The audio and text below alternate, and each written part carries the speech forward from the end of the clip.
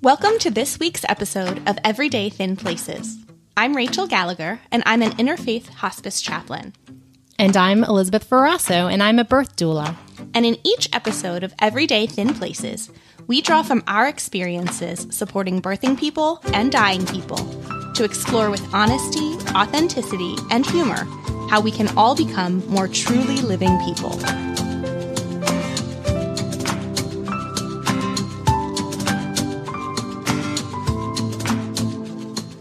Okay, so today we have a bonus episode because I think that I just can't get enough water. Rachel, I don't know how you feel about it, but I remember you talking in our introductory episode about how you have a friend who just, as long as she can dip her body into water any day on vacation, like that's what she wants. And I mean, for me, it's more like I talked about being in the shower. I talked about like being by bodies of water. Water is definitely, you said air was your element. Water is definitely mine. And I'm so excited because I realized from our research that water is the element that corresponds with fall. And fall is my favorite season. And here we are in fall. So let's do a water bonus episode because it's fall. However, what do you think of when you think of fall? I think of crunchy leaves. I think of campfires. Mm-hmm. I think of bundling up in a sweater. Mm-hmm. Anytime I leave my house, maybe even needing a light jacket. Yeah. I think of like all my favorite soups. Like it's soup season. I think of leggings and really comfortable clothes and not shaving my legs. But here's what I would not have thought of. I would not think that 'tis the season to go surfing. Right? However, apparently 'tis the season to go surfing. Yeah. And so we have a bonus episode with Jeremy Avellino, who is from the local Philadelphia area, is an architect, but he's also a surfer. And we just had, I think, an amazing, fun conversation with him that I really anticipate our listeners getting so much more out of than they even think of. Yeah. When they're expecting to hear an episode about surfing. Yeah. Get ready for some talk about mystical things, some talk about the physical environment, a little bit of talk about architecture, and some talk about eradicating white supremacy. I mean, it fits. It all goes together. You'll have to listen to the whole episode to hear how it all goes together. Yeah. And it might be a little longer one because we had such a good conversation. We just kept it rolling. But, this is a bonus episode coming out on the weekend. Enjoy it. We'll still have our regularly scheduled episode coming up on Monday. But for now, for this weekend, enjoy this conversation that we had with our new friend who is a surfer, who is an architect, Jeremy Avellino. Thank you for joining us, Jeremy. We are really excited to talk to you today about water and your experience as a surfer, something that's near and dear to my heart. And so I would just love to have you share with our listeners, how did you get into surfing? Is it something that you grew up doing? Like, how did it come about as a hobby for you? Well, it's funny, I was thinking about this the other day because I have a vintage surfboard from Heritage Surf Shop down in New Jersey, and I used to go to the Jersey Shore all the time as a kid. Like every summer, I have a lot of really wonderful formative experiences down the shore. Mm-hmm. And I didn't surf as a kid, but I used to skate a lot, like skateboard all the time. I was a skate rat, still am. And I would always go into Heritage Surf in Seattle City, and I remember distinctly, we used to go down in July and August a lot, and my mom was so great. She loves the beach so much, but she would always buy a lot of my school clothes at the surf shop. And I just loved being in there. I was just kind of drawn into this space, and I didn't really know why. It was just like the penultimate of cool, You just knew it was really cool. And that, like, the clothes they sold were different than the clothes you got at, like, JCPenney or something like that, right? Like, it was just totally different. They were way cooler. So, like, all these great t-shirts from different surf companies. Mm-hmm. And Yeah. So I feel like I kind of got into it in a very shallow way, right? I grew my hair really long and I had really like platinum blonde long hair to the point where like it was confusing to some people whether I was a boy or a girl. And that was totally fine with me. I didn't give a crap. I was like 12 years old and I actually just loved feeling more like a surfer than before I wasn't at all. And if I go back farther than that, though, I was a child in the water growing up at the Jersey Shore, like in the summers, just body surfing, boogie boarding, all that stuff. So, once I was in the water, I couldn't get out. So like finding my way into the surf shops just made sense. And then taking that back to the street and skateboarding. I mean, that was just, and still is endlessly fun. So where does that get me now? I mean, I didn't start surfing until I was 28, though. Oh, wow. So you have to fast forward pretty far to that. So the culture is something that you were always drawn to. You were part of like surf culture way before you actually stood up on a surfboard. Yeah. I mean, I think I was part of skate culture way deeper than I was part of surf culture. And I think that they're cousins, but surfing is sort of the mother of all board sports, if you will. And so being way into skating, since I was 9 years old, I think it eventually, like all roads eventually lead to surfing. So when I skated a lot, through high school, through college, and when I was working as a contractor out of college, after I quit a very good architecture job, I used to go to FDR Park really early before work at like 7 a.m. And that's a concrete skate park in way deep South Philadelphia, abutting the Navy Yard underneath I-95. I was at the point where, skateboarding is kind of a young man's game for the most part. And I remember dropping in one day and getting into an accident and dislocated my knee. And I kind of hit this crisis of limitations. I mean, even though I was like only 27 or 28, I was kind of like, the year before I had dislocated my thumb there, and now I dislocated my knee. It was just kind of like getting to be a mess. I was like, I don't know how much longer I'm going to do this, but I loved it. And I had some other friends who were still super close friends of mine, and they were having similar experiences. And I think there was a group of 5 of us that just all of a sudden bought surfboards and just went for it. Wow. So we wanted to do something that was a little bit, I guess, easier on our bodies, and we just absolutely fell in love with it. And we've been doing it together ever since. Wow. Yeah. So when we first started thinking about having an episode back in the summertime, we wanted to have an episode about surfing because my assumption as a non-surfer was, summer is the time that people want to get into the ocean. So I thought of it as a summer activity. And then time sort of got away from us and we thought maybe this was going to be not a season appropriate topic. And then I connected with you and I learned that on the East Coast anyway, we're actually in sort of a peak surfing season. So can you talk more about what that is and what gets surfers around here so excited about this time of year? Yes, excited and in trouble with anyone, they have responsibilities with too, but it's I mean, basically it's hurricane season. And so that can range. I mean, hurricane right now is the most active hurricane season, I believe, on record right now. Wow. It may prove to be, let's put it that way, predicted to be. And a lot of that has to do with a warming climate, right?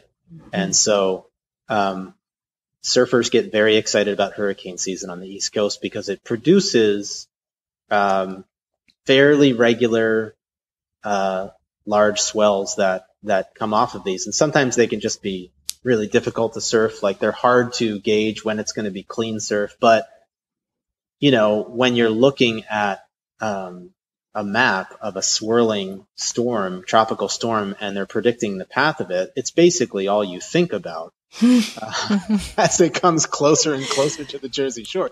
And you're just doing this funny prayer where you're like, God, please let no one die from this. Just let it stay right off coast, just far enough to send amazingly tasty waves without really hurting anybody. And you have no control over this. It's like a really silly way to think about it, but that is the best case scenario. If it comes right on top of, right on top of the shore or inland or something like that, it's just a mess and it causes all kinds of damage. And it's also wonderful too, because you can couple that with the water in New Jersey is still really warm. I mean, right now I think it's 68, 69 degrees. That's really warm. And the air temperatures are still pretty mild and the humidity's been cut. And guess what? All of the people are gone. What the locals down there call the extra humans, they're back at home, they're back in their other houses or they're off vacation. And so it's just desolate. So it has just it's a really amazing experience to be connected to the natural environment, and I think a lot of people don't think of the Jersey Shore as nature. And I think they haven't surfed yet. I think it's an extremely natural experience out there. And when you're out in the water, all of the sort of, human activity just seems so far away, even if you're 30 feet away. And I think it's a really amazing experience. So yeah, this is a great time of year. The summer's fun, but they often just call it summer slop. It's just junky 1 to 2 foot waves here and there. And it's fun, but it's nothing like the fall. I think it's interesting to hear you talk a little bit about, like you mentioned when you got into surfing that it was a group of friends that wanted to kind of transition from skating to surfing, and that you all still get together and surf as a community, but then also this concept of like, we want to go where there aren't other people. And yeah, it's just like, it's interesting because I mentioned surf culture, like there's definitely a community around surfing, but it also strikes me as such an individual experience. So can you talk a little bit about like the juxtaposition of that? Yeah, it's actually something that I'm really struggling with because I'm 45 now and fully ensconced in the second half of life, and I got 2 kids and I run a business and I could describe very similar experiences for the guys. By the way, all these guys I went to college with too, and we went to architecture school together too. So we have a lot of shared experiences for 25 years or something. Some of us, 26 years. In terms of a surfing experience, you're correct in your assumption that it's almost always solitary. It's not a team sport.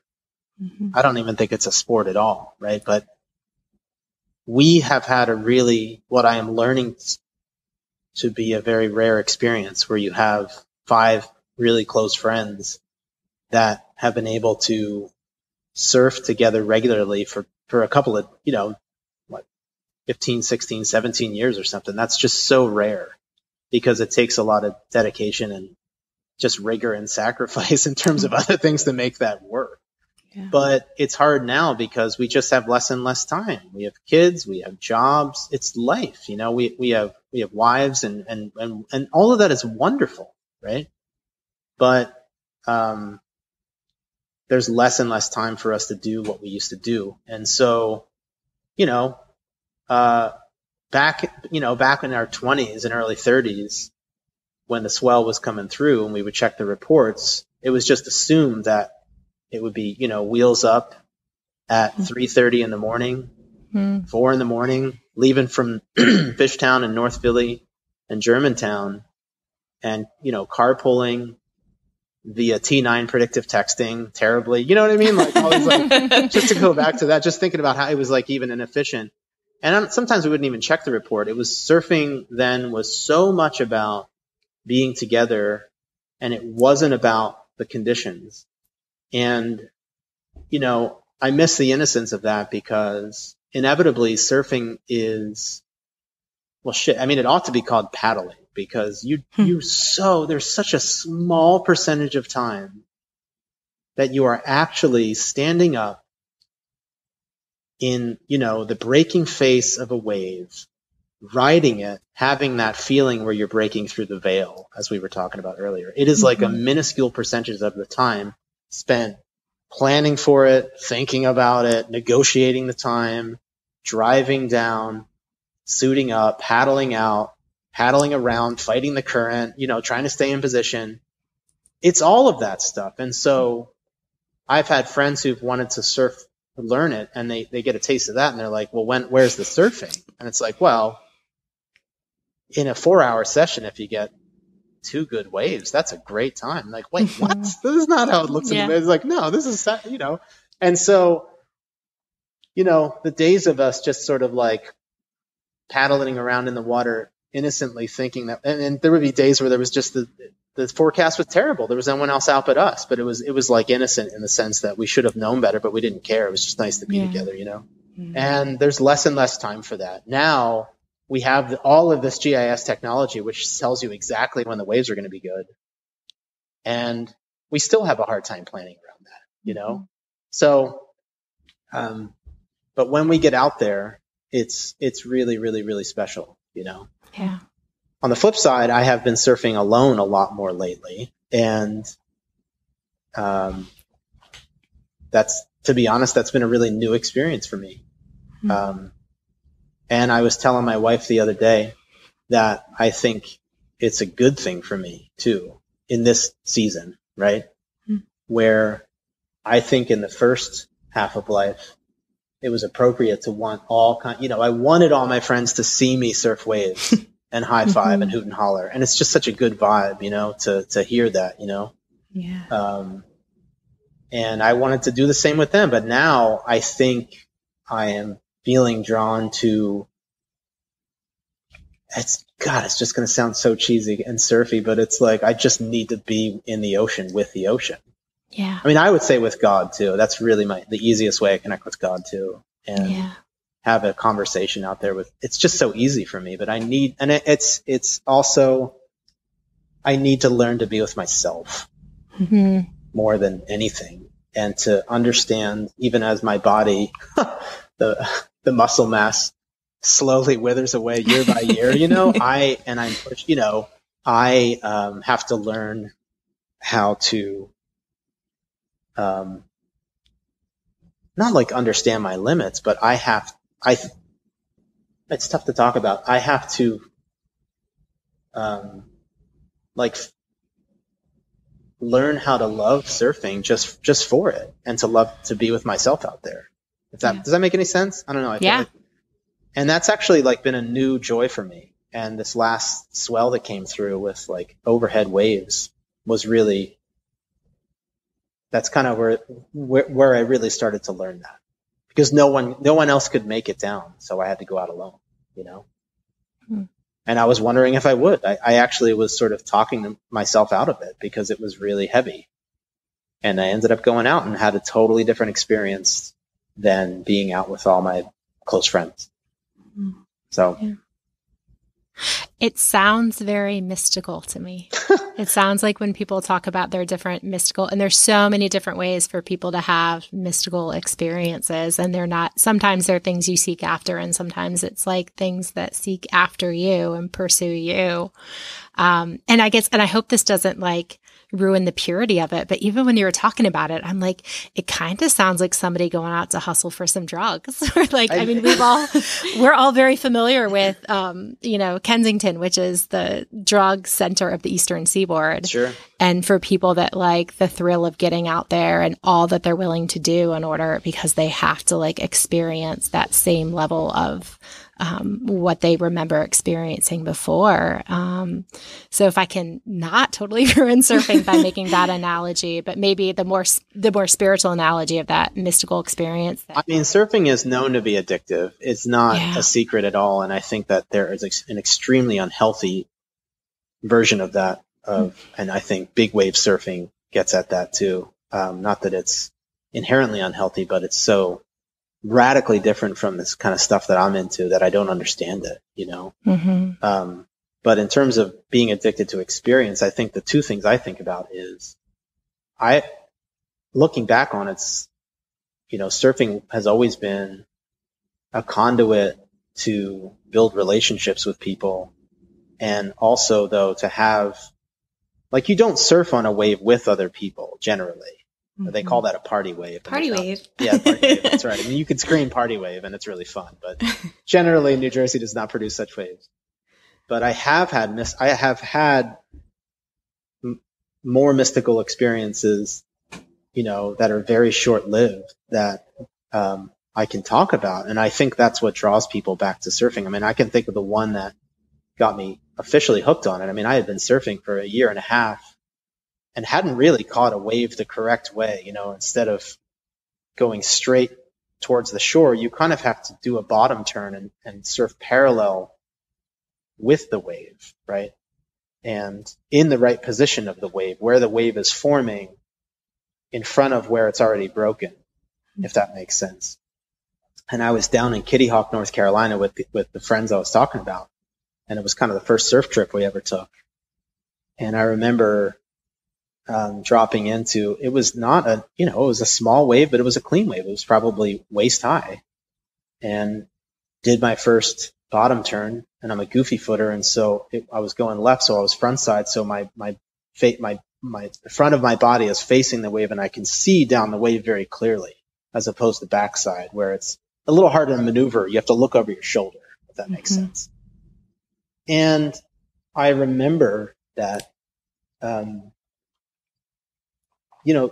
actually had an experience where time actually slowed down very intensely. And my depth perception extended farther than it normally does. And what I mean by that is, like, as soon as I made the bottom turn and came up into the face of the wave, I was in the exact position I was supposed to be in. And there was my friend Chris, and I couldn't tell how far away. He looked like he was a mile away. And he was raising his hands and cheering me on, just saying like, yes, like in extremely slow motion, right? It was like, yeah. And I could see where the water was flat, right? And then I could see the wave forming to where I was. And I knew I was moving, but I wasn't moving. I was like a time-lapse photography.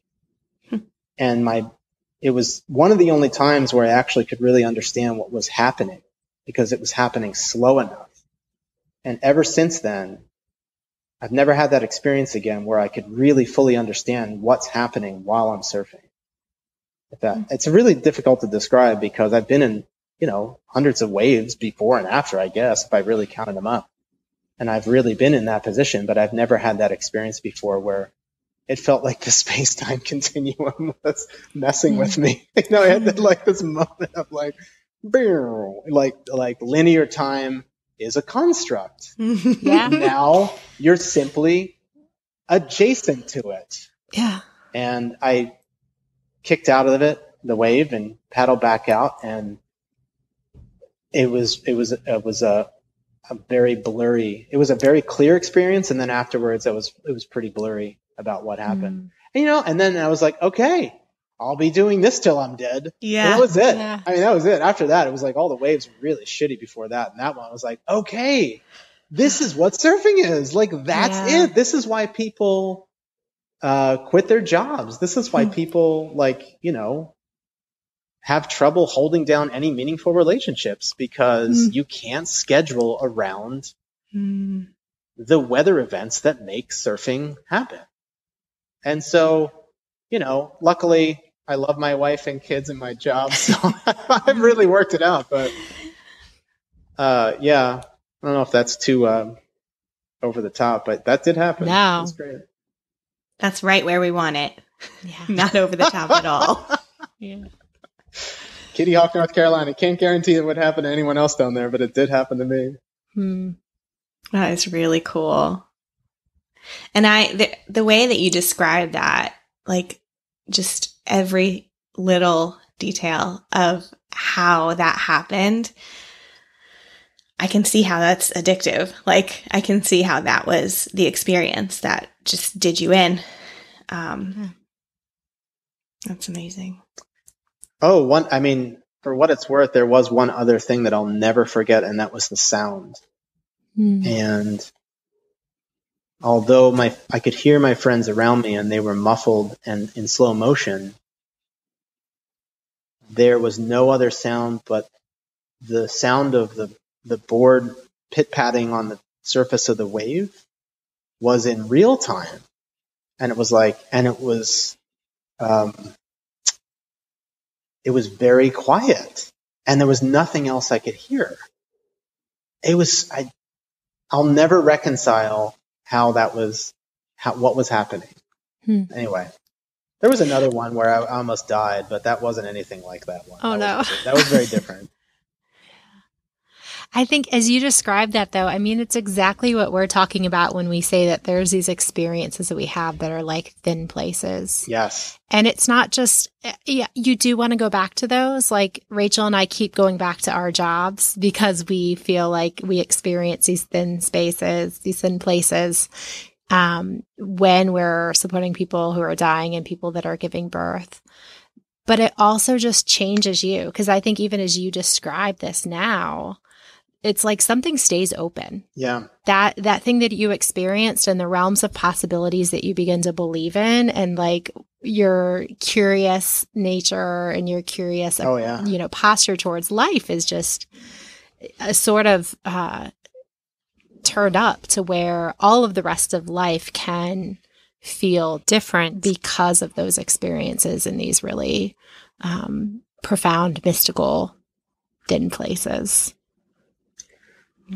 Big time. And I think with surfing in particular, there are junkies who go for that experience. And I think that is futile, because I think that leads to, there's a lot of angry surfers out there, or aggro might be the term, where, there's a wonderful movie called North Shore that everyone should watch. It's a cult 80s classic. And it's, but even in that movie, and I think it, in a comical way, it represents what I'm trying to get at, that there is a kind of surfing that tries to dominate the wave. It's like a cutting and a slashing. And I'm not even saying that it's not impressive and that I don't even want to know how to do it. It's really cool. But there's another kind of surfing that goes like quite literally with the flow. Yeah. That is much more graceful.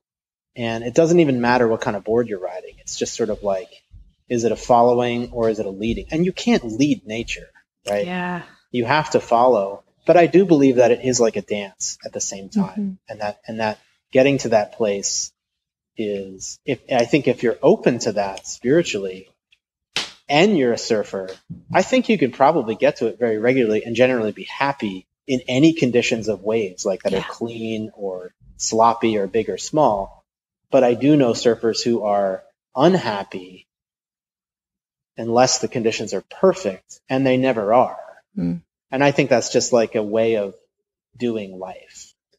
Yeah, I think it's a lot about just the way you position your life. That's surfing is not going to teach you much about your life. I think if you live your life a certain way, that makes you a certain kind of surfer. It's probably cyclical. It goes back and forth too. I've definitely learned a lot from surfing about how to live my life, but I think it's, if you position yourself in the sense of, is there a way to, what's good about this situation? Like, what's joyful about this situation? What am I thankful for about the current situation? Like if I'm thinking about, even surfing, and if there's something good about it, then it's going to be a good thing. Like, I always say, like, people are like, how was the surf? I'm like, well, the water was wet, and that's great. It was amazing. It was like I was in the ocean as opposed to not being in the ocean. Yeah. So, like, if that's your binary, I'm always going to go with being in the ocean, right? Yeah. So, that's an oversimplification for sure, but I think that there is an experience that a lot of surfers have with, the walking, going through this whole rigmarole of like following the forecast and looking at the cameras and having an expectation. And it's a huge buildup because you had to drive all this way to get there. And you walk up the dune and over the dune and you're presented with the reality of the actual conditions. And New Jersey is one hell of a fickle place to surf. It's not a Southern California Point Break, right? It's not Hawaii where the trade winds or something blow in the same direction for half the damn year. It is fickle. Sometimes there's an hour or 2 hour window to do it. So when you walk over, you kind of get what you get, and you don't get upset. Or you do, right? Yeah. You either get upset or you go out and have a hell of a good time with your friends or alone. So I think it's a little bit like that. Like if you're expecting perfection, you're in the wrong place, you know? Yeah. And I think that New Jersey does a good job with its shifting sandbars and peaky A-frames, and it never breaks in the same place for more than 5 minutes, and they're always dredging it and refilling it and ruining spots, and other spots get better. I think that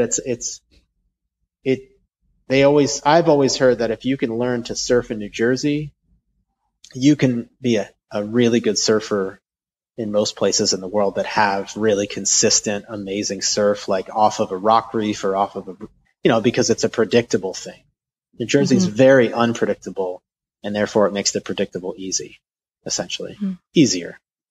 I wouldn't say places like Uluwatu or something like that, or these breaking barrels onto coral reefs. I wouldn't touch those, but that's a different thing. So as we've been doing this whole entire series on the 4 elements, and we knew that we had a water topic coming up, I keep thinking of this quote because I've heard it a million times, or I've seen it in beautiful letters on people's social media. This quote that goes, the cure for everything is salt water, sweat, tears, or the sea. And I'm just curious to know, do you find that to be true? Have you found your time spent in the ocean has been healing or curing in some way? Oh my gosh. It's I think that quote is halfway to plandemic or something, Yes. It's so overshared. And yet I want to believe it. It's you see this meme is taking off at down the shore too, where it's on, instead of live, laugh, love, it's saltwater heals everything or something. Yep. And it's that is not true. The scientific method person in me is that's not true. It's not true. And do you have any idea how much bacteria is in salt water? You shouldn't drink salt water. I grew up, it is my mother who gave me the love for, my mother and father gave me my love for God, but also my mother in particular gave me my love for the ocean. And she's the kind of person who would say this. And I have to believe it because I love her, because there is something about it that is true, right? At a sort of soul level, yes, I feel healed when I'm in salt water.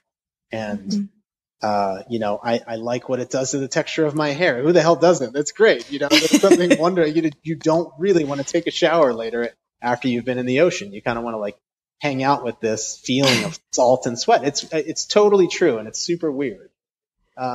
Is it good for open wounds? I'm beginning to think no. Although I was told as a kid, go in the ocean, it will heal your open wounds. Now I'm there's flesh-eating bacteria out in the bay. That's not good. So I think that it's I know too much. So yes, it's true. Yeah. And no, it is not at all. Yeah.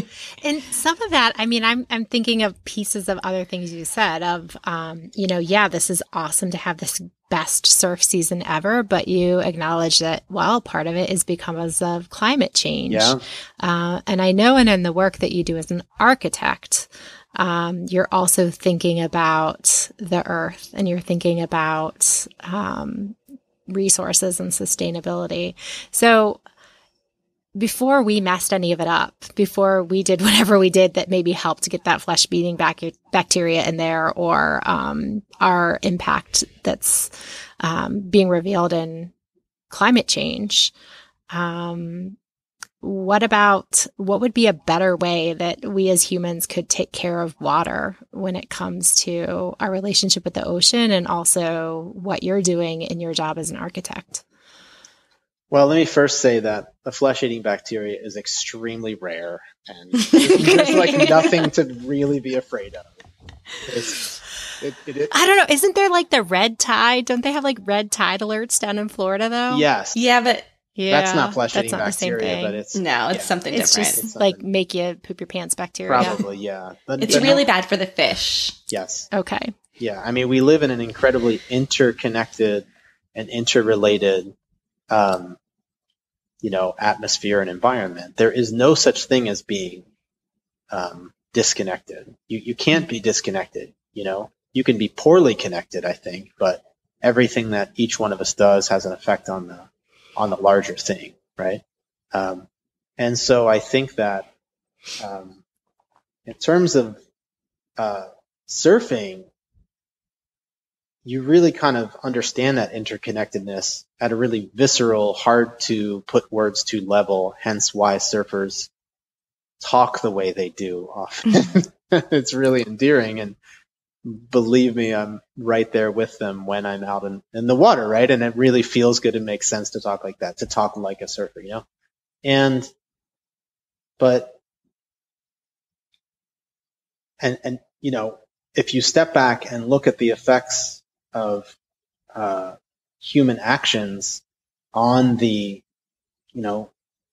on the atmosphere and in the environment, I mean, we're in a new epoch. We're in a new era. We're in the Anthropocene, right? We are in an era where our human actions have literally begun to alter the fabric of, the breathable zone that allows us to live, right? Like beyond that, it's the bleakness of outer space. And so we aren't that small, right? We actually are affecting everything. Is one person doing it? No, it's all of us over decades and hundreds of years, but it's happening very quickly. So are there good things from that? Yeah, there's better waves. So that's really nice, right? But these hurricanes are getting more frequent. They're getting stronger. The atmosphere is getting wetter. Some of my close friends call it global weirding instead of global warming because things are just getting weirder. Things are getting drier and wetter. Things are getting hotter and colder, right? And they're spinning out of control. And these rain events, these hurricane events, and these sort of fire events too, they're all happening with greater intensity and with more frequency, right? So yes, hurricanes produce great waves, but they also produce like a tremendous amount of destruction, right? And flooding. And they're pushing people out of living where they used to. And it's really sad. So my work as an architect, what the hell does that have to do with surfing? I mean, or water, for instance. And one of the things it took me a long time to realize, from a lot of help from smarter people than myself, is that, the built environment accounts for something like 40% of greenhouse gas emissions globally, and it's hard to say that the built environment is a single thing. You're talking about the mining of raw materials, the cutting down of trees to process into 2x4s, the shipping of said materials, the construction, the demolition, the waste hauling, the product, there's so, the fabrication of different pieces and parts, my commute to work. There's so much involved in it, right? The equipment it takes to heat and cool your house, the embodied carbon of all these materials, the operational carbon of the emissions of your house and all kinds of buildings. But all of that lopped into one thing is estimated to be about 40% of the problem. And that is, and folks, for the most part, aren't talking about it or just don't realize it, right? Because we tend to lop all of these things into different things. But if you really think about it, the way that we have, quote unquote, civilized the natural world into small towns to city states is all these different size human settlements. Are some more sustainable than others? Sure. But by and large, the settler colonialist way of creating human settlements is unbelievably damaging to the natural environment. There's an indigenous way of living, and I don't want to oversimplify, but if you look at the way indigenous peoples around the world have created human settlements, in the last 11 or 12,000 years, they're in harmony with the earth, right? Mm-hmm. They're in harmony with the natural patterns. One term of it is, I think the Navajo call it the beauty way, right? This way of beauty, right? Mm-hmm. There really is no other way to live other than if you kill a fish to eat it, you kind of say a prayer. You're thankful for that life, but you don't take more than that fish. You don't take more than you need. Whereas the Western way, the capitalist way, says, let's just troll the entire bottom of the ocean, kill everything in its path, and try to get, and just pick out what we need and throw out the rest. Well, that's just a recipe for disaster. We can't live like this much longer, right? We have to find a way to not necessarily be indigenous or something, or we could re-indigenize, but I think we need to work harder on, and myself as an architect, I'll put myself first. I have to work harder, not in just reducing carbon emissions. That's really important. That's the core of our work, right? To have low embodied and low operational carbon ways of making buildings. And we do it every day. But it has to go beyond that. Like, why is this such a problem? And I think if we're really honest about this moment that we're in, if there's something that the Black Lives Matter movement is teaching me, it's that we have to decenter whiteness in this conversation, and that's the architecture is, the buildings we make, the societies we build are a direct reflection of who we are and what we value, right? And that's not just like an individual thing. I'm talking about at a societal level.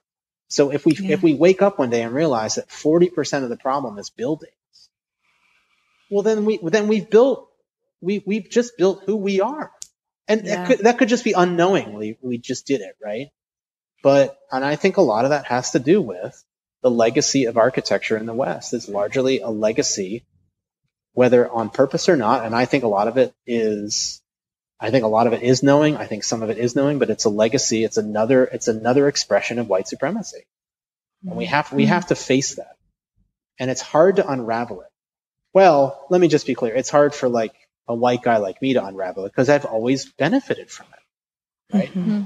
I can talk about how hard it was for me to be an architect and the first, kid to go to college in my family and this and that, and surprising I'm an architect, blah, blah, and it has been, whatever. And run my own business is great, but I've benefited there was a ladder always for me to climb as a white cisgender male, right? But in terms of architecture, there's, there is it's such an appallingly male, pale, and stale, profession. It's just still run by old white men, and that's how you get to the table. Now, a lot of that's being confronted now.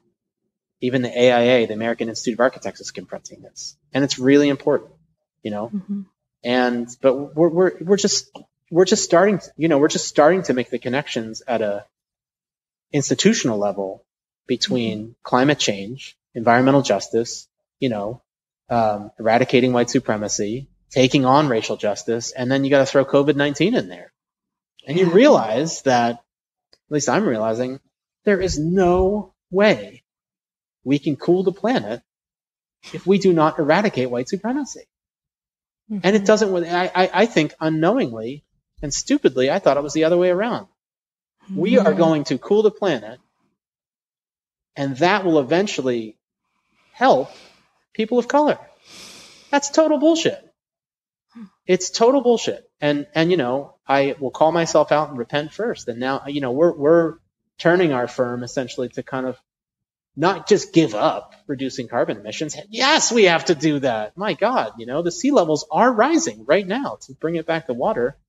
But, environmental justice puts the lens on why are nuclear power plants, why is pollution, industrial pollution, why is industrial manufacturing, why are all these things, waste cogeneration plants, why are they all in black and brown neighborhoods?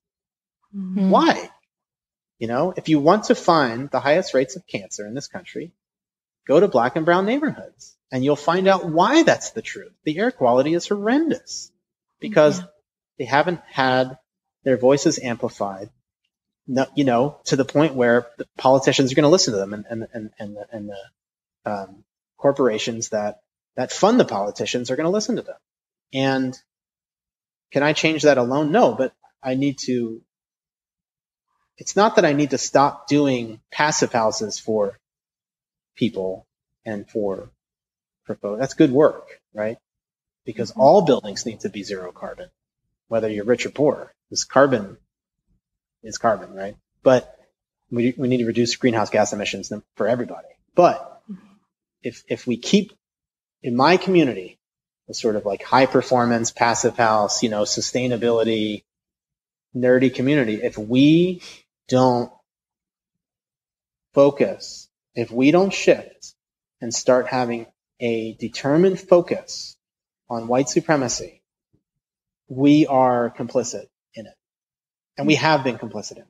And I'm not saying none of that work is happening. I'm just saying environmentalism, the environmentalist groups are wonderful, but if they're not amplifying Black, brown, indigenous voices, and I could go on with that list, but I think you know what I'm talking about. Then it's just a green version of white supremacy.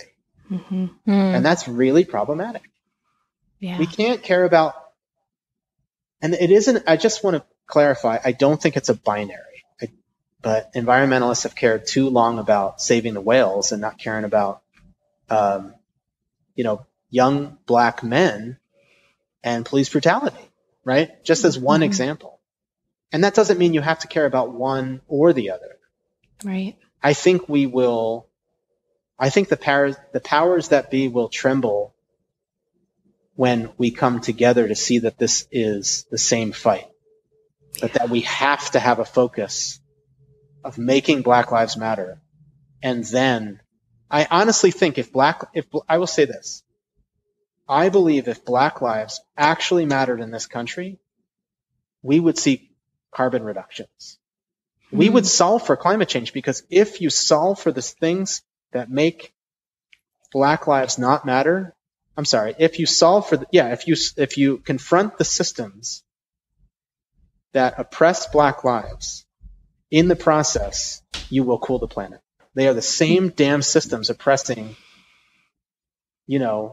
isolating us from creation, from the earth, killing off 60% of the damn wildlife in the last 50 years, and supporting police brutality, And so what the hell is an architect talking about this for? Well, it's 40% of the damn problem. I can't ignore it. Yeah. I can't ignore it. Yeah. If I do ignore it, then I think there's two kinds of white people. My friend said this to me the other day. People who are racist and people who are recovering racists. And I know that's a real tough thing to say. And I said this to my white friends, and they're like, yo, dude, that's bullshit. I'm not racist. And I'm like, I'm not calling you racist. I'm saying you got to go deal with this. I'm confronting this too. That there are things in my own self, that patterns built into me when I was very young, before I was totally conscious. I have got to look at those. Those patterns are running around every time I make a sketch on a piece of paper and build a building. I'd be foolish not to look at that stuff. And I also think that speaking about it removes its power. And I want to believe that I'm in recovery and that I'm redeemable. And, that's part of my faith. Of course I'm redeemable. I think everyone's redeemable. But I would like to make buildings that do not contribute to the oppression, the continued oppression of Black and brown bodies. I would like to make buildings that contribute to a healthy, whole planet, that, God willing, we can cool this planet. I think we're in an age of resiliency and adaptation. We are not going back anywhere at best. If we apply all of our cooperative powers, we will be in a zone where there will be sea level rise. I think we will lose the Jersey Shore as we know it, possibly within our lifetimes. And that is so, so sad to me. But I think we can get to a point of resiliency and adaptation and be very sustainable, if not regenerative, as a human species. And I think in the process, similar to what we're going through with COVID-19, that will change us and we will be better. But there will be a lot of suffering, a lot of loss. And a lot of migration, a lot of adaptation. And so I tend to think COVID-19 is practice for climate change. Mm-hmm. That I think it's just a dry run. And if we don't find a way to be thankful for some of the lessons it's giving us, even though our friends are dying and our loved ones are dying and we have no leadership to speak of, if we don't find some lessons out of this about how to live differently, we are missing the point of our ongoing existence. Yeah. Well, I think you said it earlier. There's no such thing as being disconnected. No. Maybe you can be poorly connected or unaware of your connection. And that we are so intimately connected with our planet, and we are so intimately connected with each other. And some of us are much better protected than others, and you can choose to ignore. But I hope that, like that mystical experience of surfing where you're like, I can't go back. It's like, I see through the matrix, that is maybe with COVID, with people who are listening to this today and being challenged by what you're saying, that there is an awareness of that connectedness and a desire to say, well, I need to do my part to dismantle the systems that are ultimately hurting me because they're hurting you. Yeah, big time. And I think there's a lot of joy. We wandered. Yeah, that was great. Yeah, I mean, I think that there's always an invitation. Yeah. There's always an invitation. And I feel it. I think I feel at my lowest and most depressed when I don't want to take the invitation. You know what I mean? And I think there's a lot of people feeling super low right now. And I want to, I think that's okay, man. These are tough times. These are unprecedented times. And my emotions and psychology, my psychological state has just been an absolute roller coaster. My wife and I talk about it. Like, it's actually really hard to feel in control. Yeah. Or like to feel like, what the hell am I feeling today? Where is this coming from? Like, everything's exploded. Everything's blown up. The world, I feel like we're living in a soap opera. The president's got the COVID. What the hell's going on? They're like, what's next? Like, what's going to happen tomorrow? Like, we don't know. We don't know. Like, I think stay tuned. I know, like, stay tuned. Bum, bum, bum. It's wild. It's so wild and so sad. But as a Christian, one of the gifts that I've gotten is like this really upside down invitation of that suffering is the only thing that actually produces true joy. And I'm not talking about happiness, right? Happiness, nothing wrong with happiness, is great. But the only thing where you can actually experience joy, the only path there is through suffering. That is like so weird. And I'm not putting that on you. Like, I don't know if everyone believes that. I don't know if it's universally true, but I've experienced that way, is that there's something that has to burn away to get to, I mean, we're talking about Richard Rohr on the break for a second there. And like, he talks about true self, false self stuff, and that's a construct too, by the way. It's another binary that can be exploded in 5 seconds, but it's the only way to get to the, your true self. You're not going to get there through good experiences and comfort, right? Yeah. And then that's pretty much all I seek, by the way, is that stuff. It's the suffering that leads to that.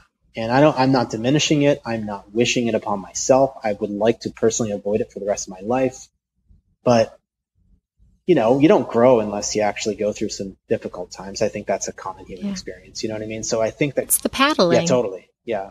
Although there's really unhealthy experiences I don't think anyone should go through. You know what I mean? Like, I'm not talking about abuse. I'm not talking about, I'm not talking about that. I'm talking about like the human experience. I mean, like the paddling out to catch the wave. I thought you meant like paddling, like getting spanked. Oh, no, I was like, no, hold on, Elizabeth.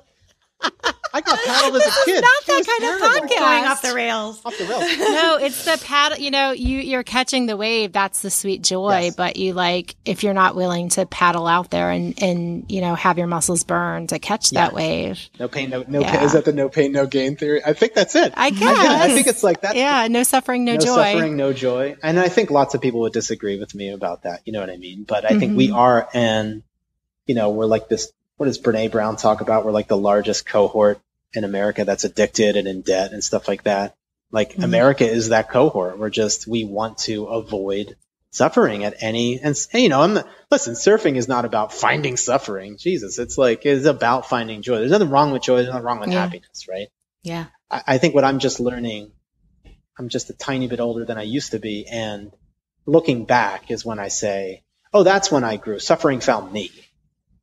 Yeah. And that's the only time where I actually grew. And I hope that I'm done. I would actually like to suffer no more. We wish that for you as well. Thank you. I hope I'm done. I think everybody living in 2020. Yeah, but this is like 2020. Feels like we it's wish such we a could shit catch a year, break. you know? But like, I also think like people are like, oh, can't wait till 2021. I'm like, what? What the hell are you talking about? Do you know something I don't know? Yeah, tell me all about that. Give me the prediction, you know? I don't know. So I don't want to bring it all down. I'm just saying, like, I think there's a lot of joy.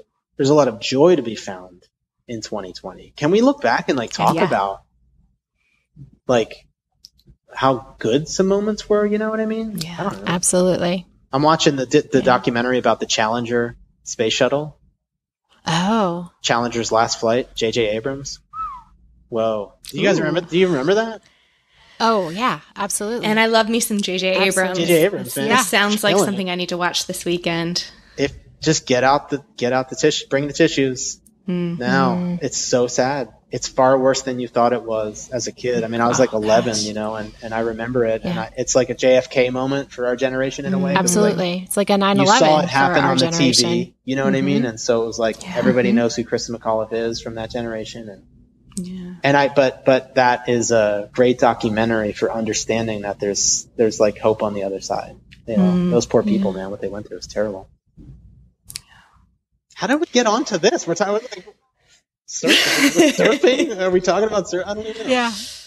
It's all connected. But I think that like the fact that you have discovered the joy of surfing has made you who you are, which is part of you being an architect who's really thoughtfully thinking about the work that you do. And I, like you said, it's all an invitation. And so I appreciate the way that you are responding to life's invitations. And I think that is encouraging and inspiring and hopeful for the people that get to hear about what you're doing and the perspectives you have. So, thanks.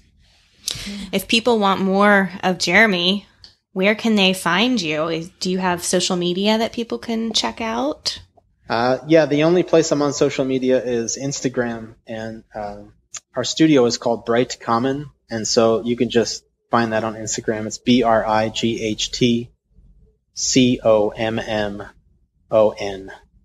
And cool. Our website is the same thing, brightcommon.com. Cool. We'll link those. We have a webpage with our show notes, so we will link that up so people can find that easily. And then the other thing that we ask everybody is that we always want to give our guests the opportunity to share with our listeners about something that they think is important and good, that some work that's being done that maybe our listeners could be generous towards. So I think you've already given some thought to that. What did you have in mind as far as a way that an organization or something that we could encourage our listeners to give to on your behalf? Yeah, I would actually go, the website is, it's an organization called Philly Thrive. And the website is phillythrive.org. So that's Philly, PHILLY, Thrive, THRIVE.org. And it's it's Philadelphians organizing for a green economy. And I think the big platform is that they're fighting and winning for a right to breathe, right? And so a lot of this started in deep South Philadelphia. I don't know if you know the story about the explosion that happened in Philadelphia at the Philadelphia Energy Solutions. Yeah. Let's talk about a name cloaked in evil. Energy Solutions. Think about that for a second. It's not Energy Solutions. It's a damn oil refinery, right? Yeah. So Philadelphia Energy Solutions exploded. I can't believe nobody died from that, but and they shut it down, right? And it's in a process of transition. But a lot of that, and I'm not an expert on all this, but I'll talk about what I know. And that basically that refinery was causing such unbelievably bad air quality for decades and decades and generations for the predominantly Black and brown communities in deep South Philadelphia, right? And which have, a much higher asthma rate, for instance, than communities that aren't near it. I mean, it's pretty basic math, right? And so the residents have been fighting it for years. But in 2015, Philly Thrive organized and has really done a lot of environmental justice activism to fight the corporation that runs Philadelphia Energy Solutions. And the explosion, thank God nobody got hurt, but that didn't hurt it shutting down, right? I think people finally realized we got to shut this nightmare down, right? And it's right there, on the Schuylkill River. It's within the floodplain. I mean, this thing's a nightmare. I mean, to mention that, like, not just the harm. This is where it's a both and. It's harm to the people, but it's a harm to the watershed, right? We don't live. We live in a city, but we primarily exist within a watershed, fully connected to folks here and the Jersey Shore. The Delaware River becomes the Delaware Bay, becomes the ocean, and so whatever happens at Philadelphia Energy Solutions happens at the Jersey Shore. So I just think this is a wonderful organization to give to, because they're making the connections, and it's coming from the people, right? It's not a global, large corporate environmental movement. It's actually led by real people who live in the neighborhood, which is a really beautiful expression. Cool. Well, we'll link that as well in the show notes, so it'll be a real easy click. I hope that you give some nice mini sermons along with your Instagram posts, because you have good things to say. So I don't know. I don't know how long your captions are, but I've really appreciated hearing these things. Well, you got a type 9 on the Enneagram, who's what am I, ENFJ. They ever do the Myers-Briggs? Once you get me comfortable, if you get me comfortable, you're going to have to cut the mic off. So yeah, we'll have to have you back. Thank you for having me. This was a lot of fun. And I'm sorry if I interrupted you at any point, because sometimes I do that. No, thank you. It's great. Thanks for joining us. Now it's our turn to hear from you. So would you do us a big favor and go into your podcast app and rate us? Even better, would you write us a glowing review? That will help other listeners to find us. And make sure to subscribe so that you don't miss a single episode. You can also visit our website at everydaythinplaces.com, where you will find all sorts of fun and interesting information, as well as learn about how you can help to support this podcast and earn special exclusive perks. There you will also find links to follow us on social media, or else just pop directly over to Instagram or Facebook, where you will find us at Everyday Thin Places. Thanks so much for joining us today. Until next time, I'm Elizabeth. And I'm Rachel. Bye.